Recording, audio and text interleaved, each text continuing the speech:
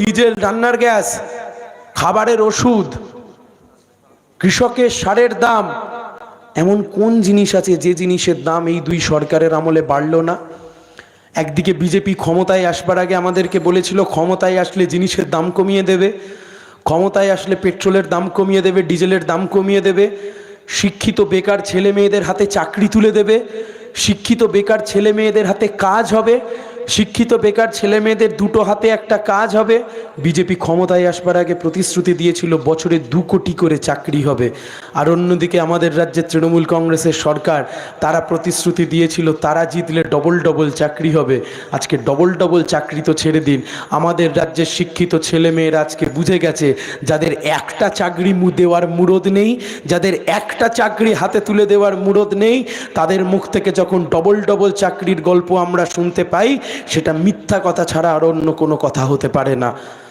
কি ভয়ঙ্কর অসহনীয় কষ্টের মধ্যে রয়েছে আমাদের গোটা প্রজন্ম। আমাদের যাদের বয়স 25 থেকে 40-এর মধ্যে, যারা একটা কাজ চায়, যারা একটা চাকরি চায়, বাবা মা ছোটবেলা থেকে পড়াশোনা শিখিয়েছে, বাবা মা ছোটবেলা থেকে স্কুলে পড়িয়েছে, কলেজে পড়িয়েছে, বাবা মা ছোটবেলা থেকে স্কুল কলেজে পড়ালো, স্বপ্ন একটাই যে একটা কাজ করে, একটা চাকরি করে বাবা মার মুখে একটু হাসি ফোটাবো, সংসারে 10টা টাকা আমি অবদান দেব, নিজের পয়সায় ইনকাম করে নিজের বাবা মাকে একটু ভালোভাবে বাঁচিয়ে রাখবো। কিন্তু আজকে গোটা পশ্চিমবাংলায়, গোটা তমলুকে, গোটা দেশে আপনি ঘুরুন, এই ময়নার বাড়ি বাড়িতে আপনি ঘুরুন, আপনার এলাকায় ঘুরুন, দেখবেন 2টো বাড়ি অন্তর 3 নম্বর বাড়িতে শিক্ষিত বেকার ছেলে মেয়েরা বসে আছে। এর চাইতে বড় সমস্যা আজকে কি হতে পারে? কোথায় যাবে আমাদের বাড়ির ছেলে মেয়েরা যারা পড়াশোনা শিখলো?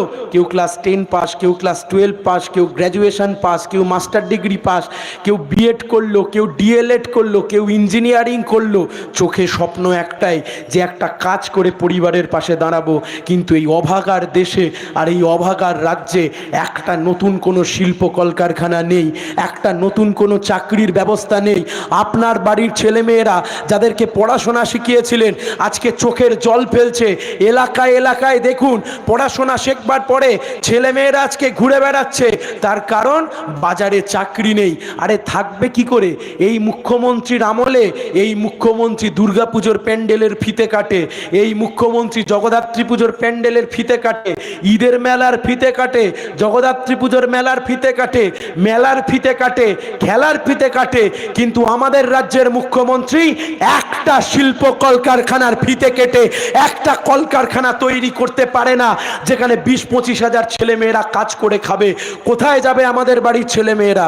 কোথায় যাবে আমাদের বাড়ির ছেলে মেয়েরা? কোথায় যাবে তাদের ভবিষ্যৎ? কোথায় গিয়ে দাঁড়াবো আমরা? আমরা যারা কাজ চাই, আমরা যারা চাকরি চাই, তাদের চাকরি নিয়ে চুরি করেছে তৃণমূল কংগ্রেসের সরকার, তাদের চাকরি নিয়ে চুরি করেছে তৃণমূল কংগ্রেসের দল। যুবদের চাকরি চুরি হয়েছে, যুবদের চোখের জলের দাম আজকে তৃণমূলকে দিতে হবে। যার যার চাকরি চুরি হলো, আমার যে যুবক বন্ধুরা, আমার যে যুবতী বন্ধুরা যারা শিক্ষার শেষে একটা চাকরি চেয়েছিল কিন্তু পকেটে টাকা না থাকবার জন্য আর তৃণমূলের পার্টি অফিসের টাকা না দেওয়ার জন্য যাদের চাকরি হলো না, পাপ কারোর বাপকে ছাড়ে না। যারা চাকরি চুরি করলো এদের ক্ষমতা থেকে সরাতে হবে। এরা আজকে আমাদের দুশমন হয়ে গেছে, বেকার ছেলে মেয়েদের দুশমন হয়ে গেছে। এরা যতদিন ক্ষমতায় থাকবে ততদিন এরা বেকার ছেলে মেয়েদের কষ্ট যন্ত্রণা আরো বাড়াবে বই, আরো কমাবে না।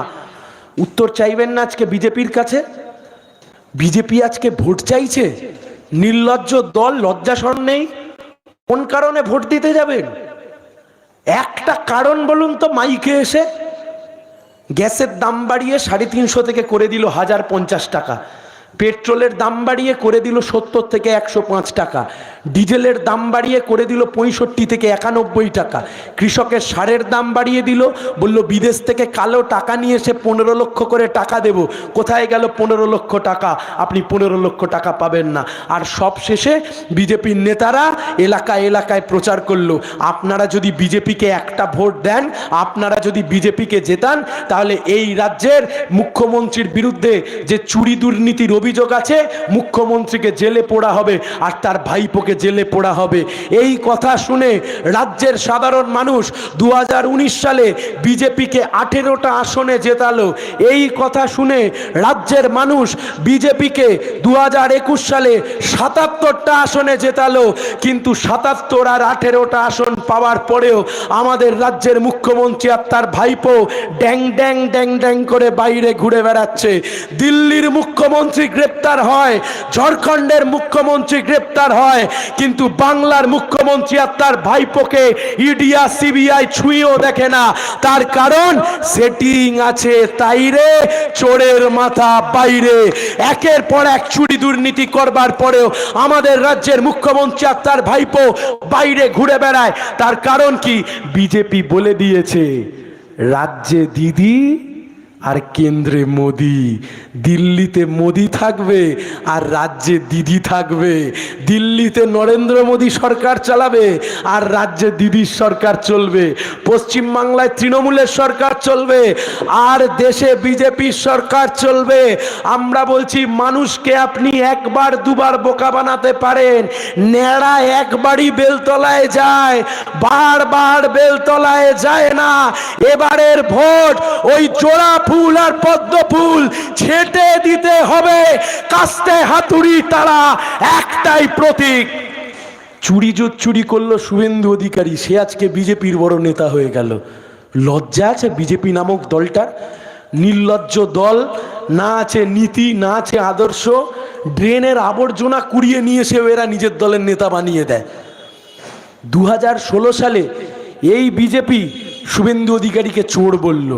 2016 সালে এই বিজেপি শুভেন্দু অধিকারীকে বলল ঘুষখোর।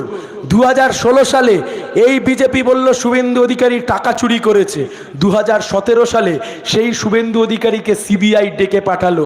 আর 2021 সালে সেই শুভেন্দু অধিকারী বিজেপির নেতা হয়ে গেল। আরে দাদা, শুভেন্দু বাবু, আপনার কাছে জানতে চাইছি, আপনি আজকে এই যে এত কথা বলছেন, তৃণমূল নিয়ে এত কিছু বলছেন, তৃণমূল যখন চুরি দুর্নীতিগুলো করেছে, শুভেন্দুবাবু আপনি তখন কোন দলে ছিলেন? তৃণমূল যখন একের পর এক চুরি করেছে, সারদার টাকা খেয়েছে, রোজভ্যালির টাকা খেয়েছে, আইকোরের টাকা খেয়েছে, নারদায় ঘুষ খেয়েছে, এসএসসি চাকরি বিক্রি করেছে, টেটের চাকরি বিক্রি করেছে, গরু পাচার করেছে, কয়লা পাচার করেছে, চাল চুরি করেছে, ত্রিপল চুরি করেছে। শুভেন্দুবাবু, তৃণমূল যখন এই সমস্ত চুরি দুর্নীতি করছে, তৃণমূল যখন একের পর এক চুরি করছে, শুভেন্দু বাবু আপনি তখন কোন দলে ছিলেন?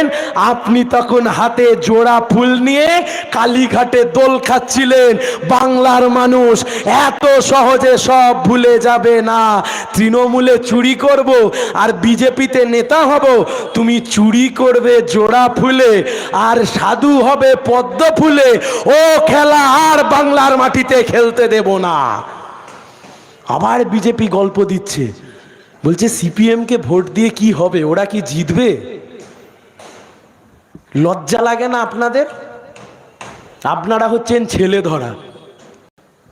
অপরের ছেলে সেই বাচ্চাবেলায় বলতো আমাদেরকে বাবা মা যে বাইরে ছেলে ধরা ঘুরে বেড়াচ্ছে, সাবধানে যাবি।